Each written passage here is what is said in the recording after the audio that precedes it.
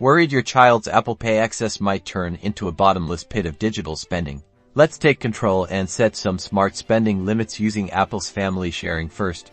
Grab your iPhone or iPad and head over to the Settings app, then tap on your name at the very top to access your Apple ID.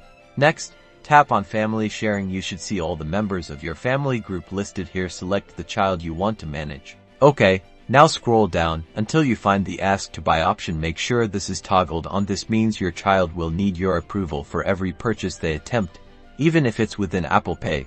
If it's already on, fantastic.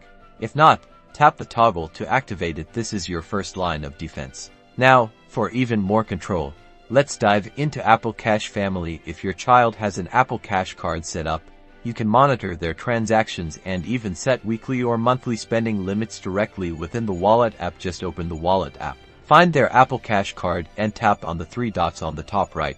From there, you can view transaction history to see exactly where their money is going and manage their spending limits. You can even lock the card instantly if needed. And that's it. With these simple steps, you can help your child learn responsible spending habits while enjoying the convenience of Apple Pay. Don't forget to subscribe for more helpful Apple tips.